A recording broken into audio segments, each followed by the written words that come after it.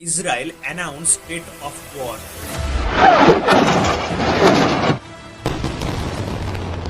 साल 1973 6 अक्टूबर को इजिप्ट और सीरिया मिलकर सरप्राइजली इसराइल के ऊपर अटैक करता है, जिस वॉर को योम किपुर वॉर के नाम से जाना जाता है। इस वॉर का 50 साल पूरे होने के एक दिन बाद पिछले शनिवार यानी 7 अक्टूबर को लोकल टाइम 6:30 बजे जब आधे से ज्यादा इजरायली अपनी नींद में सो रहा होगा, उसी समय फिलिस्तीनी टेरर ग्रुप हमास इसराइल के ऊपर हमला करता है। इस हमले की पहले 20 मिनट के अंदर गाजा स्ट्रिप से इसराइल के ऊपर 5000 से भी ज्यादा रॉकेट को फायर किया जाता है, जबकि इसराइल का कहना है हमास ने 2200 रॉकेट को फायर किया था। हमास की इस सरप्राइज अटैक से 700 से भी ज्यादा इजरायली मर चुका है, 2000 से भी ज्यादा इजरायली घायल हुआ है, जिनमें से 300 बहुत ही गंभीर रूप से घायल हुआ है।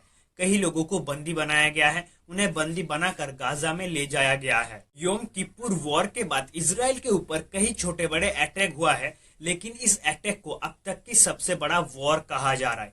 इस फिलिस्तीनी टेरर ग्रुप का हेड मोहम्मद दैफ इस ऑपरेशन का नाम दिया है अल अक्सा फ्लोट। हमास की इस एयर स्ट्राइक से बचने के लिए इसराइल का आयरन डोम डिफेंस सिस्टम काफी हद तक सफल भी रहा है। उसके तुरंत बाद इसराइल का prime minister Benjamin Netanyahu state of war declare करती है।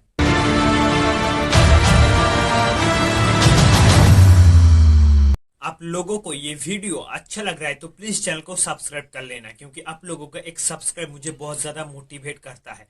अपनी टॉपिक पे वापस आते हैं। सबसे पहले समझते हैं ये हमास है क्या। हमास एक फिलिस्तीनी इस्लामिक मिलिटेंट ग्रुप है जो पिछले 2007 साल से गाजा स्ट्रिप पर शासन कर रहा है, जो इस फिलिस्तीनी स्टेट और फिलिस्तीनी लोगों का रिप्रेजेंटेटिव होने का दावा करता है।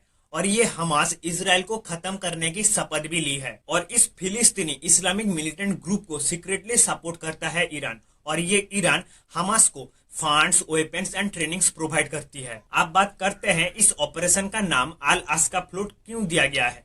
यह है इसराइल का कैपिटल जेरूसलम, जहाँ पे है ये अल अक्सा मॉस्क। मक्का और मदीना के बाद मुसलमान द्वारा इसे तीसरी सबसे पवित्र स्थान माना जाता है। यहाँ पे 2 पवित्र स्थान है, एक अल अक्सा मस्जिद, दूसरा डोम ऑफ द रॉक। हमास का कहना है इजराइल आर्म फोर्सेस अल अक्सा मॉस्क के पास वायलेंस कर रही है, लोगों को मार रही है। इस साल इसराइल ने वेस्ट बैंक में 200 से भी ज्यादा लोगों को मार गिराया। इसराइल का कहना है ये 200 लोग या तो मिलिटेंट थे या तो मिलिटेंट को सपोर्ट करने वाले लोग थे। इसराइल जब भी इन मिलिटेंट के खिलाफ एक्शन लेने के लिए वेस्ट बैंक में जाता है, तब इनके ऊपर पत्थरबाजी किया जाता है, पत्थर की बारिश होती है।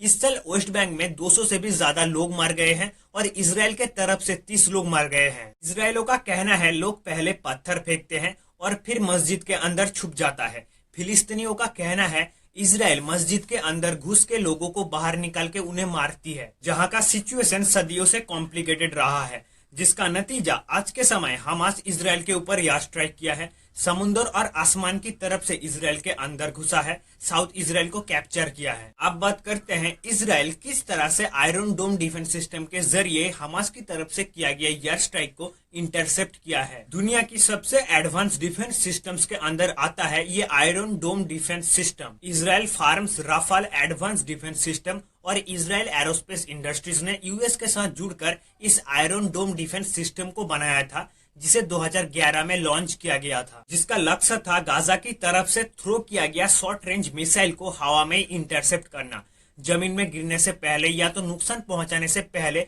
उसे खत्म करना। बताया गया है इस आयरन डोम डिफेंस सिस्टम का सक्सेस रेट है 90%। एक रिसेंट रिपोर्ट के मुताबिक हमास की तरफ से जो 5000 मिसाइल को फायर किया गया था, उसकी 90% मिसाइल को मिड एयर में इंटरसेप्ट किया गया था। हमास की इस एयर स्ट्राइक्स के जवाब में इसराइल ने गाजा के ऊपर एयर स्ट्राइक किया है, जिसमें अभी तक 20 बच्चे के साथ साथ 400 से भी ज्यादा लोग मर चुका है। फिलहाल इसमें आप लोगों का क्या राय है, कमेंट सेक्शन में बताइए। फिर मिलते हैं अगली वीडियो में।